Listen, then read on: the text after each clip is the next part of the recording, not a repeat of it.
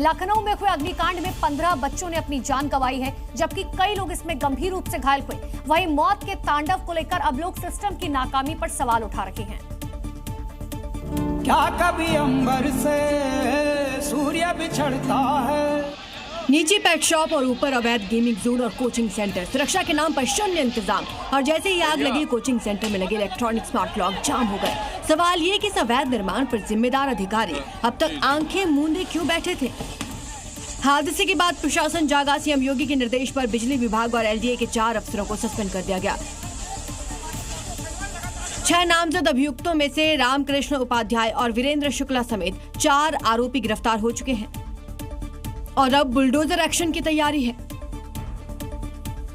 मुख्यमंत्री योगी आदित्यनाथ और रक्षा मंत्री राजनाथ सिंह ने खुद घायलों से मुलाकात की और मुआवजे का ऐलान किया।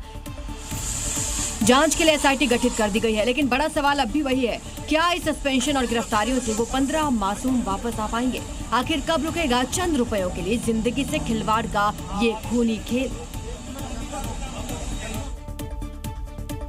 और लखनऊ अग्निकांड से जुड़ी तस्वीरें दिल दहला देने वाली हैं। एक तरफ आसमान छूती आंख की लपटें और दूसरी तरफ जान बचाने के लिए खिड़कियों से कूदते हुए बच्चे।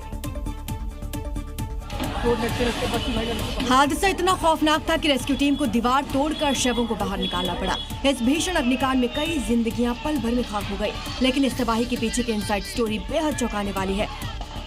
सूत्रों के मुताबिक आग लगते ही कोचिंग सेंटर का इलेक्ट्रॉनिक स्मार्ट लॉक जाम हो गया।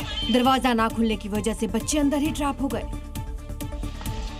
इस अग्निकांड से जुड़ी तस्वीरें देखिए। परिसर में आग लगने से हाहाकार मचा हुआ है। जान बचाने के लिए लोग कूदे हैं, कुछ छात्र रस्सी के सहारे उतरे, बाद में दीवार तोड़कर शव निकाले गए। अस्पताल में घायलों को भर्ती कराया गया। मुख्यमंत्री योगी भी मौके पर पहुंचे, हालात का जायजा लिया। रेस्क्यू के दौरान एक बिल्ली निकली जो पूरी तरह से झुलसी हुई है।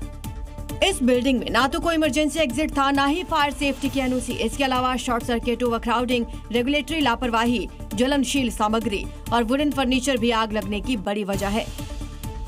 सूत्रों के मुताबिक 2016 में इस अवैध बिल्डिंग के ध्वस्तीकरण का आदेश निरस्त किया गया था। साथ ही आवासीय परिसर में 20 किलोवाट लोड की परमिशन थी, लेकिन 34 किलोवाट का कनेक्शन बड़े सवाल खड़े कर रहा है।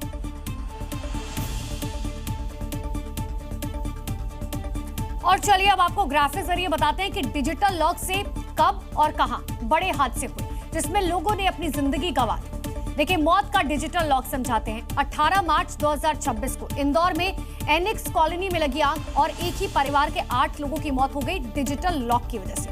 अब आते हैं आगे। 3 मई 2026 राजधानी दिल्ली का विवेक विहार इलाका, जिसमें 8 लोगों की मौत हो गई। आग से दरवाजे लॉक हो गए थे, एसी फट गया था।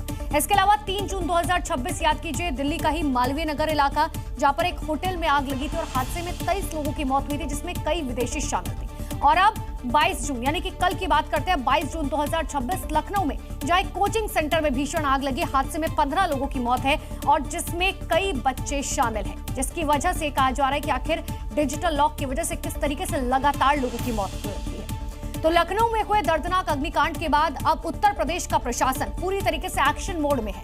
अवैध और बिना मानकों के चल रहे कोचिंग सेंटर्स के खिलाफ ताबड़तोड़ कार्रवाई शुरू की गई। कानपुर में केडी ने बड़ी कार्रवाई करते हुए फिजिक्स वाला समेत 22 कोचिंग सेंटर्स को सील कर दिया। ये सभी कोचिंग संस्थान बिना किसी सुरक्षा मानक के धड़ल्ले से चलाए जा रहे थे। लखनऊ हादसे के बाद केडी ने 4 अलग अलग जोन में बड़ी कार्रवाई को अंजाम दिया। इस हादसे के बाद सहारनपुर प्रशासन पूरी तरह अलर्ट है।